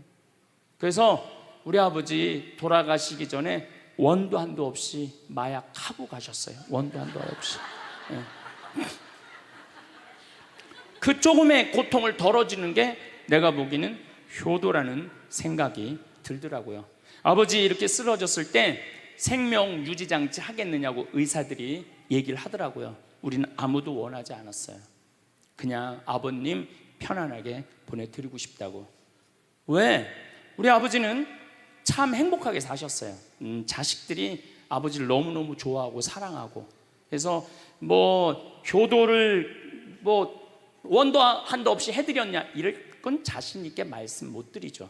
하지만 그래도 자식들이, 아버지, 손자, 손녀들이 할아버지 너무너무 사랑했기 때문에 편안하게 보내드릴 수 있었어요. 제가 작년에 왠지 우리 아버님한테 용돈을 많이 드리고 싶더라고요. 평생 돈 한번 넉넉하게 써보시지 못한 아버지한테 용돈 많이 드려야 되겠다. 그래서 제가 작년에는 이제 외부 강의, 한 달에 한 번 하면 한 번, 두 번 하면 두 번. 아버지가 무슨 돈을 이렇게 많이 주느냐고, 신부님. 아버지 원도 한도 없이 마음껏 써보시라고. 그래서 작년 한 해 내도 그전에는 조금씩 용돈 드리다 작년에는 그냥 막 이만큼씩 드렸어요. 아버지 원도 한도 없이 쓰시라고. 마음 안에 이런 마음이 있었어요. 한번 평생 마음껏 돈 한번 써보시지 못한 아버지 마음껏 돈 쓰시라고. 그랬다 뭐 1억을 드리거나 2억을 드린 게 아니야. 100만 원, 200만 원, 한 달에 300만 원 용돈 드린 거죠. 그러니까 아버님이 노인정에 그 노인 어르신들 밥 다 사고, 또 우리 자녀들이 그 23명인데 아버지한테 식사하러 가면은 아버지가 밥값을 다 냈대. 우리 누나가 항상 하는 얘기가 아버지 지갑에 항상 100만 원 있었대요. 그래서 얼마나 기분이 좋아. 아버지 돌아가셨을 때 노인정에서 그랬대요. 물주 세상 떠나서 어떻게 하느냐고 그랬대. 물주 세상 떠나서 어떻게 했느냐고. 아버님이 1년 동안 원도 한도 없이 즐겁게 사시다가 세상 떠난 거예요. 저는 효도도 나중에 한다는 건 다 거짓말이야. 효도하려면 언제 해야 돼? 지금 해야 돼, 지금. 부모님한테 돌아가시고 난 다음에 땅을 치고 통곡하는 거 다 소용없어요. 그냥 내가 지금 할 수 있을 때 최선을 다해서 효도하는 게 그게 효도라는 생각이 들더라고요. 어쨌거나 아버님은 쓰러지신 날 당신 스스로 걸어서 화장실 가셔서 아침까지, 그리고 오후 1시에 쓰러지셨어요. 그래갖고 밤 10시 41분에 돌아가셨어요. 근데 제가 아버지한테 그랬어요. 아버지 돌아가시려면은 오늘 돌아가셔야 된다고. 왜냐하면 그날이 성월요일이었거든요. 성화요일 날 돌아가시면은 장례미사를 못해요. 왜냐하면 성목요일 날은 장례미사를 못하게 돼 있어요. 성금요일, 토요일 다 장례미사 못해요. 그리고 예수부활 대축일 장례미사 못해요. 그리고 그 다음 월요일 날 장례를 해야 되는 거야. 의사 선생님은 오늘 내일 돌아가실 것 같다고 그러는데 내가 그랬어. 돌아가시려면 오늘 돌아가시라고, 내일 돌아가시지 말고. 근데 딱 10시 41분에 돌아가셨어요. 그래서 성수요일 날 아버님 장례 미사를 하는데 우리 수원교구에 주교님 4분이 다 오셨어. 얼마나 그게 영광스러워요. 주교님이 4분이나 오셨으니까. 왜냐하면 성주관이니까 주교님들이 외국에 아무도 안 나가시고 교구청에 다 계셨던 거야. 얼마나 좋아요. 주교님 네 분이 다 오셔서 미사를 봉헌해 주시니 얼마나 축복된 아버지예요. 또 신부님들이 많이 오셔갖고 그 성당에 수원 정작 꽃매 성당인데 꽤 그래도 큰 성당인데 신부님들이 꽉 차갖고 젊은 신부들이 지하에서 미사를 봉헌했다는 거예요. 그것처럼 축복이 어디 있어요. 그냥 하루라도 더 살라고 용 쓰다가 화요일날 돌아가셨으면 7일장 하는 거예요. 7일장. 하루라도 더 살라고 용을 쓰셨으면. 근데 우리 아버지는 정말로 살아있을 때도 나한테 행복을 주시는데 떠나실 때도 행복하게 떠나시더라고요. 여러분들도 마찬가지예요. 여러분들도 살아있을 때도 행복하게 사시고 죽을 때도 행복하게 죽으세요. 괜히 안 죽으려고 이렇게 용 쓰고 저렇게 용 쓰다가 누워서 10년 동안 똥오줌 싸기 시작하면요, 그때부터는요 지옥이야. 지옥. 여러분들은 제일 좋은 거는 자다가 주무시다가 죽는 거예요. 그런데 갑자기 돌아가시면 자식들이 너무 힘들으니까 그저 3개월 정도 앓으시다가 돌아가시면은 자식이 이별할 시간을 주는 거예요.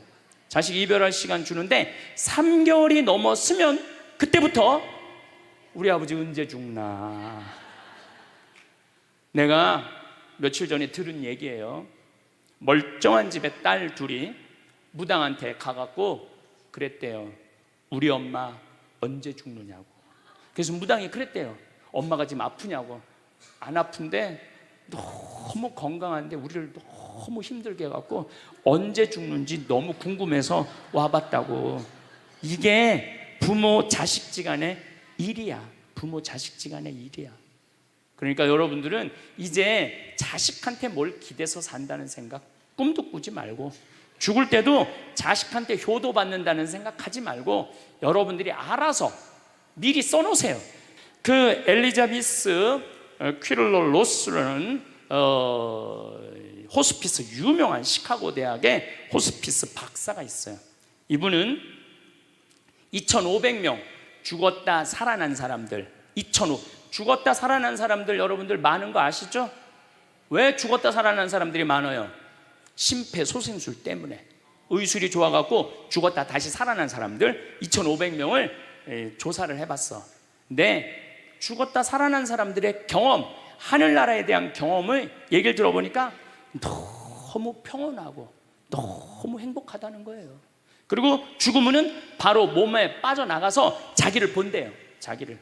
그래갖고 여러분들 죽은 사람들 그 주위에서 이 친지들이 하는 말이 다 들린대.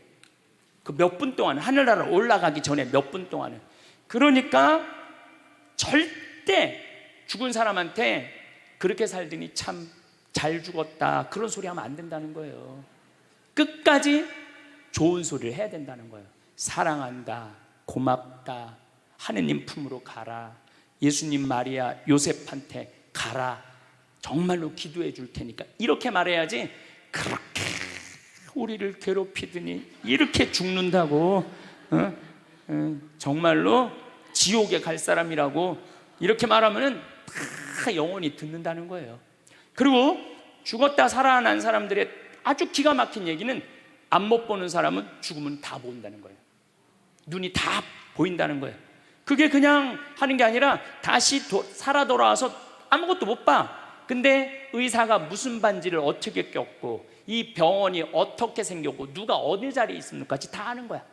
죽었다가 죽으면은 눈이 보이는 거야. 다리 없는 사람은 다리가, 자기 다리가 있다는 거예요. 듣지 못하는 사람은 듣고, 아픈 사람은 아픈 부위가 다 없어진다는 거야.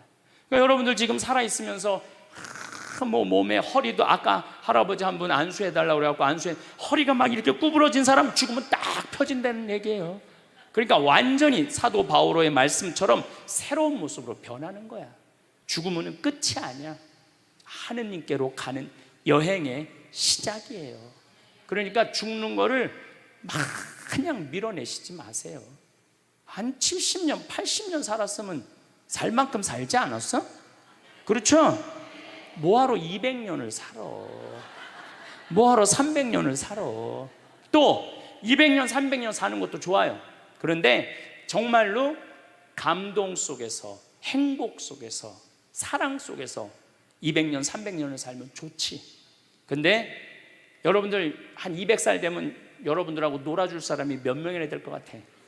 200살 단 사람하고. 그 외로움 속에서 사는 거예요. 그래서 자연의 순리를 따르고 사는 게 가장 좋은 거예요. 자연의 순리를. 그래서 사는 만큼 살다가 떠날 때 이제 누구한테 간다고 생각하면 돼?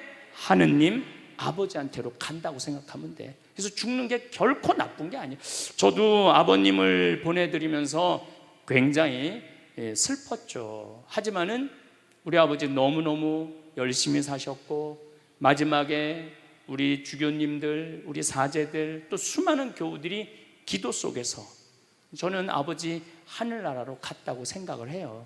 또 아버지는 살아생전에 고향이 경상도 함양인데 어머니가 이미 가묘를 다 해놨어, 고향에다가. 근데 아버지는 고향에 가기 싫다는 거예요. 어머니는 고향에 가고 싶고, 죽으면은. 그래서 아버지는 나는 고향에 안 가. 어머니 왜 안 가냐고, 그 고향에 그 좋은 산소 써놓고 맨날 두 분이 간다 안 간다 그러시더라고요. 난 그 얘기를 들을 때마다 참 웃기더라고요.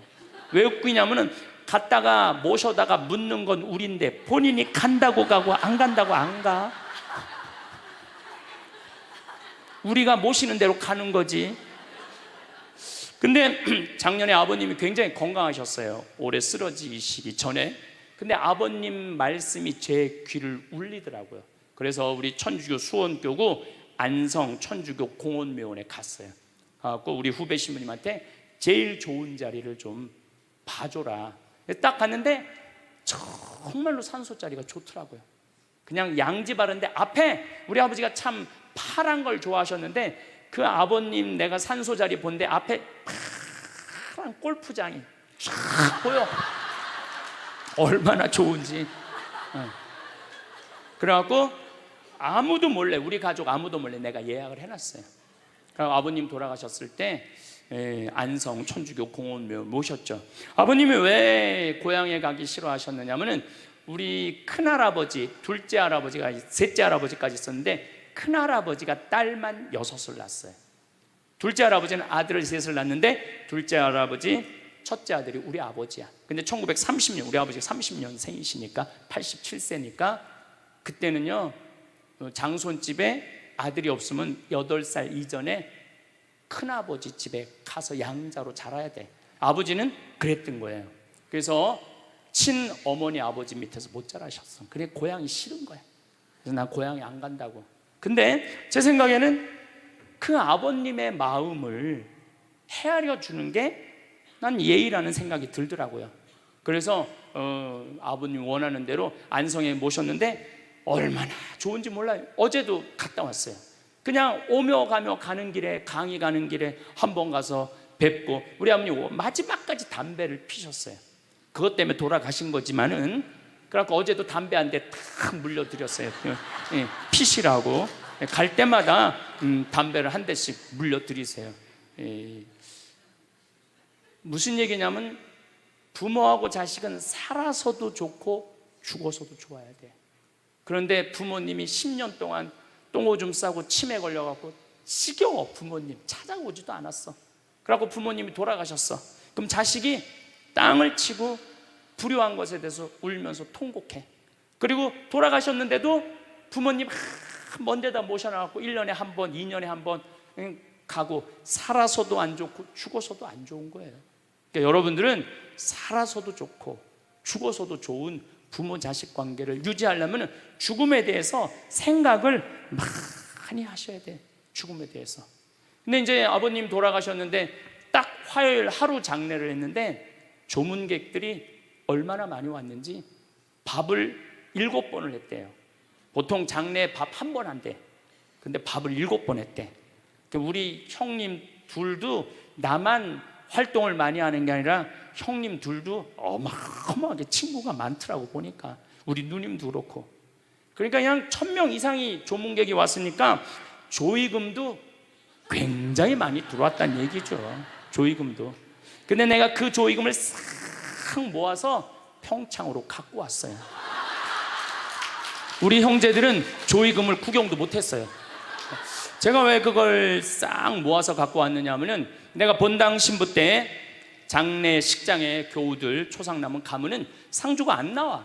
왜 안 나오냐 그랬더니 저기 지금 방에 들어가고 조의금 갖고 싸운다는 거야. 네가 더 가질 거냐 내가 더 가질 거냐. 여러분들, 저는 우리 지금 대한민국이 이 변화, 제가 변화의 도전이라는 주제로 강의를 하지만 이 변화되는 세상에 생각을 바꿔야 돼요. 이제 지금 기업의 0.3%가 우리나라 총이익의 50%를 갖고 있대요. 그러면 그 0.3% 되는 대기업가들이 다 가난한 사람을 위해서, 나라를 위해서 세금을 내놔야 돼요. 이 시대는 이제 로봇가 자리 다 뺏어가고 사이버 인간이 다 뺏어가고 우리는 어떻게 살아, 인간은. 그래서 이 정치가 중요한 거예요, 21세기는. 그래서 그런 사람들 다 뺏어서 직장 생활 못하는 사람들한테 기초생활급 줘야 돼. 또 직장 생활 안 하는 사람들은, 사람이 일을 안 하면은요 행복하지 않은 거예요. 일을 안 하면.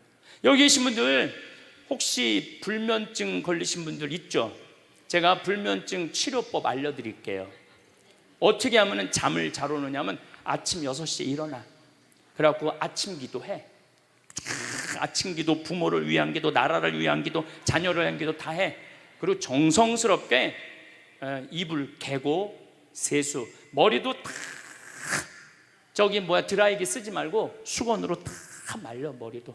그리고 밥 정성스럽고 해 먹고, 목욕탕도 가갖고 묵직이도 5단 있는 힘 땀 다 빼고, 그리고 발차기도 하고, 목욕탕 안에서 제일 좋은 거라는 거예요. 그리고 산책하고 미사 참여하고 성서 쓰고 정성스럽게 행동을 하세요. 설거지도 정성스럽게 하고. 그러면은 저녁 8시만 되면 기절해서 자요. 여러분들이 하루 생활이 정성스럽지 않기 때문에 잠을 못 자는 거예요. 기절해서 자요. 저는 요즘 지금 목도, 지금 특강을 너무 많이 해갖고 목이 쉬었는데, 요즘 이렇게 어제도 대전 강의 갔다 와서 7시만 되니까 막 눈알이 뒤집어지려고 그러더라고요, 눈알이. 그러면 자는 거예요. 근데 아무것도 안 하고 그냥 가만히 움직이지 않으면요 밤에 잠이 안 오죠. 당연히 잠이 안 오죠. 그래서 정성스럽게 사는 게 중요한 거예요. 어쨌거나 하여튼 아버님 그 조의금을 싹 갖고 왔어요, 평창에. 그래갖고 내가 우리 형제들한테 얘기했어요. 아버님 돌아가신 조의금은 어린아이를 위해서 쓸 거고, 어머님이 돌아가신 조의금은 노인분들을 위해서 쓸 거다. 그래서 이번에 잠비아에 에이즈 어린이 고아원 짓는데 아버님 조의금 보냈어요. 또 빈센트 병원에서 이번에 20명을 수술을 해줬는데 그 중에 2명 아버님 조의금으로 또 수술도 해주고. 아직도 많이 남아있어. 아직도. 이제는 여러분들 떠날 때 자식한테 주고 떠나지 마세요. 세상에 주고 떠나세요. 어떤 세상에? 어렵고 힘들고 고통받는 사람들한테 주고 떠나세요. 그리고 미국이나 유럽은 보통 할머니들이 다 나 조의금 어디다 보내라, 어느 수도원에 보내라, 어느 고아원에 보내라, 어느 장애시설에 보내라, 다 그런 데는 거예요. 대한민국 사람들만 죽을 때까지 이기적으로 죽는 거예요. 살아서도 이기적으로 살고 죽을 때도 이기적으로 죽는 거예요. 그래서 하여튼 우리 형제들은 조의금 구경도 못했어. 대신 내가 우리 형제들한테 보내준 선물이 있어요. 조의금 명단은 다 보내줬어. 타이프 쳐갖고. 갚아야 될 거 아니야. 갚아야 될 거 아니야. 되게 죽은 사람들의 경험을 들어보면은, 내가 이 키블러 로스라는 이분 책을 요즘 계속 읽고 있는데, 기가 막힌 거는 딸이 죽었어. 근데 다시 살아났어. 근데 이 딸이 아빠 엄마한테 얘기하는 거. 엄마 아빠 내가 죽었는데 오빠가 나를 너무 행복하게 기다리고 있어. 그래서 그 오빠랑 놀았는데 너무너무 행복했어. 근데 이 엄마 아빠는 너무너무 놀란 거예요. 왜 놀랐느냐 하면은 이 아이가 태어나기 전에 오빠가 죽어갖고 단 한 번도 오빠 얘기를 한 적이 없거든. 근데 죽어서 그 오빠가 기다리고 있는 거예요. 그러니까 이 기가 막힌 노릇 아니에요. 또 이런 경우도 있었다고 그래요. 어떤 경우가 있었느냐면은 교통사고가 났어. 여동생, 오빠, 아빠가 했는데 오빠하고 아빠는 죽은 거야. 이 여동생은 다 기절한 상태에서 죽었는지 안 죽었는지 확인할 길이 없잖아요. 근데 다시 죽었다고 생각하고 병원에 가서 살아났어. 근데 이 여동생이 엄마 너무 슬퍼하지 마. 하늘나라에서 오빠하고 아빠가 날 기다리고 있어. 너무 행복해. 근데 얘는 오빠하고 아빠가 죽었는지 모르는 상태, 혼수 상태인데 그걸 아는 거예요. 근데 여기 특징 중에 하나는 죽어서는 살아있는 사람은 절대 못 본대요. 죽은 사람만 본다는 거예요. 죽은 사람만 하늘나라에서 본다는 거예요. 그래서 여러분들도 세상 떠나면은 하느님 기다리고 있고 너무 행복한 나라로 가는 거예요. 그러니까 죽음은 그 번데기가 이 알을 까고 자기 껍데기를 까고 나비가 되는 것처럼 지금보다도 훨씬 아름다운 세상으로 가는 게 죽음이에요. 이제 21세기는 안 죽는다고 100살을 사니 200살을 사느니 좋은 게 아니에요. 100살, 200살 동안 불면증, 우울증, 미움, 분노, 외로움, 심심함으로 사는 것보다 그냥 한 70, 87세까지 살다가 죽어갖고 행복하게 먼저 떠난 사람들하고 하느님 품에서 행복하게 사는 게 좋죠. 그래서 여러분들 이제 행복하게 살다가 행복하게 떠나셔야 돼. 그리고 제가 늘 말씀드리지만 나중에 행복하지 마세요. 언제 행복해? 지금 행복하세요. 지금. 나중에 돈 쓰지 말고 언제 써? 지금 쓰세요. 지금. 그리고 여기 있는 분들 지금 얼굴을 보니까 돈 쓸 수 있는 마지막 얼굴들이 많다니까. 마지막 얼굴들이 많아. 그리고 우리나라는 이제 드디어 3만 달러를 넘어서요. 선진국 대열에 들어서요. 선진국에 들었으면은 어르신들, 노인분들 연금 지금 20만 원에서 60만 원, 70만 원으로 다 올라가요. 그러니까 돈 없는 거 걱정하지 마세요. 여러분들이 엉뚱한 사기에만 안 당하면은 먹고 사는데 아무 지장 없어. 욕심만 안 부리면은 충분히 행복하게 살 수 있어. 그리고 이렇게 강의 따라다니면서 배우는 여러분들, 진리를 목말라 하는 여러분들은 앞으로 행복하게 사실 수 있으세요. 예.